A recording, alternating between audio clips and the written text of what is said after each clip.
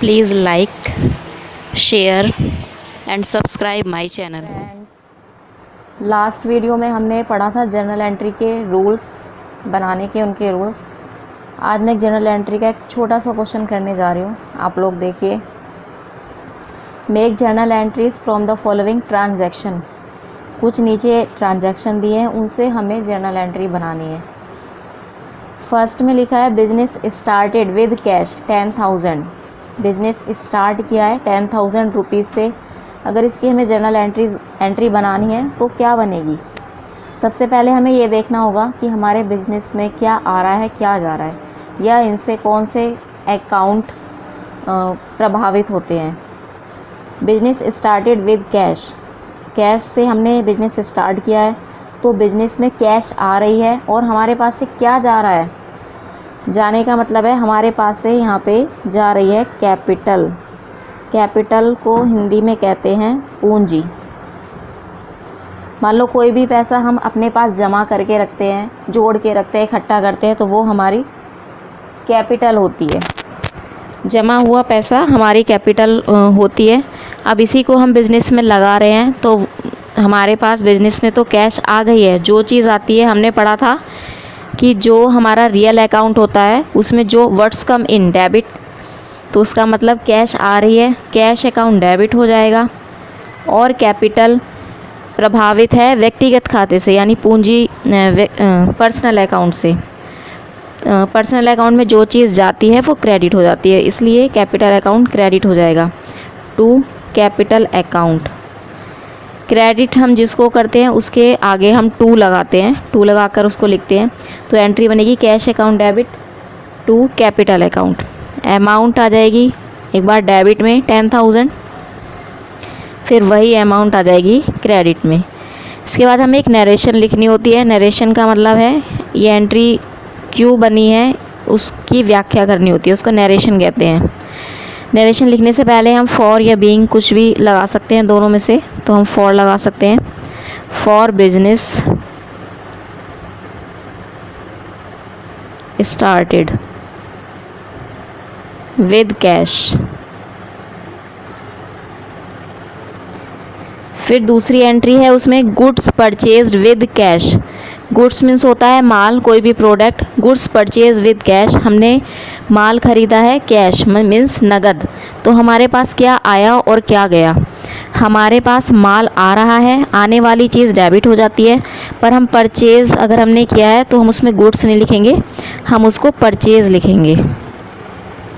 माल आ रहा है, purchase debit हो जाएगी, माल खरीदने पर हम उसको गुड्स लिखते हैं।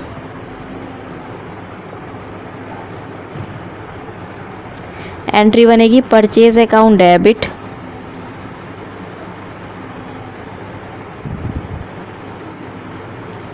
और क्या जा रहा है हमारे पास से? अगर हमने माल खरीदा है, कैश जा रही है, तो इसलिए कैश क्रेडिट हो जाएगी। अमाउंट डेबिट 6,000 और अमाउंट क्रेडिट।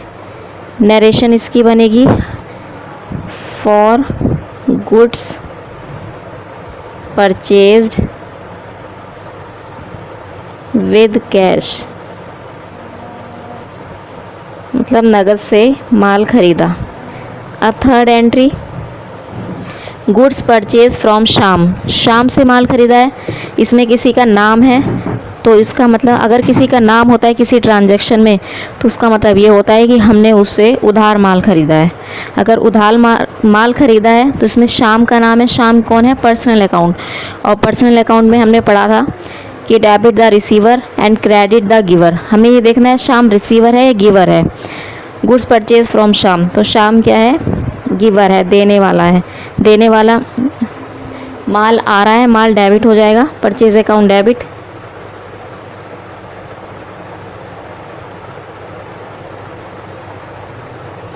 टू शाम, देने वाला क्रेडिट हो जाएगा। अमाउंट 8,000 डेबिट में लिखेंगे, 8,000 क्रेडिट में लिखेंगे। नरेशन लिखनी होगी for goods purchased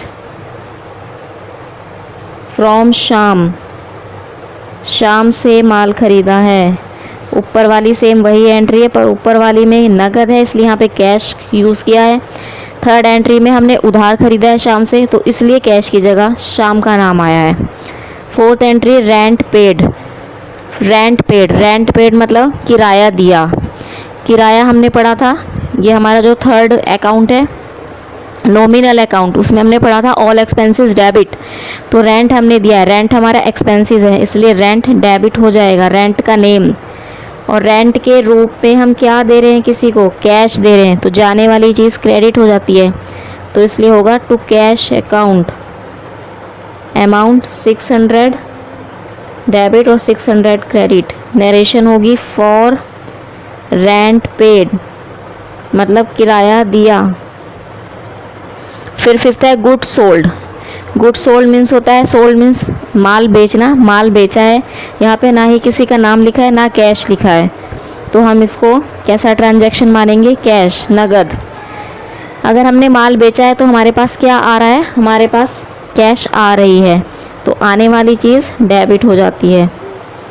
cash account debit to जा कह रहा है माल, पर बेचने और ख़रीदने में हम उसको गुड्स नहीं लिखते, बेचने खरीदने में परचेज और सेल लिखते हैं, इसलिए यहाँ पर होगा to sales account.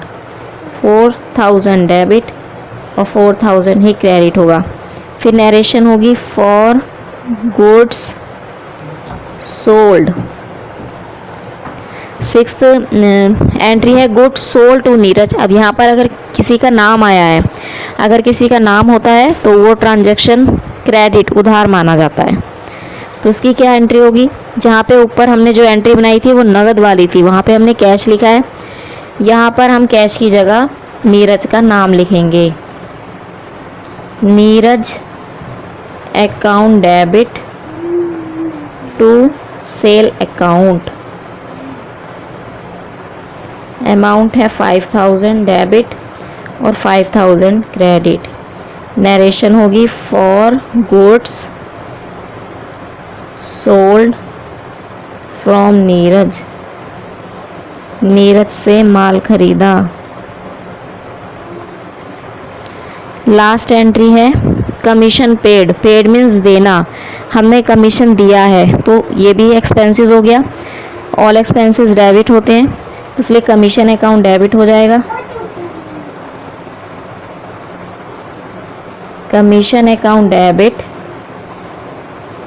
To cash account. Commission के रूप में हम क्या दे रहे हैं, हमारे पास से कैश जा रही है, तो जाने वाली चीज़ क्रेडिट हो जाती है। 300 और 300। लास्ट में हमें इसका टोटल करना होता है, इन सब का टोटल करेंगे, डेबिट का अलग और क्रेडिट का अलग। लास्ट में होगा हमारा ग्रैंड टोटल। हमें इन साइड को जोड़ना है, जोड़ने पर हमारा आएगा 33,900। दोनों साइड सेम हो गई है। अगर आप मेरे चैनल पर नए हैं तो प्लीज़ मेरी वीडियो को लाइक करें और बेल आइकन को प्रेस करें ताकि मेरी आने वाली वीडियो आपके पास सबसे पहले पहुंचे।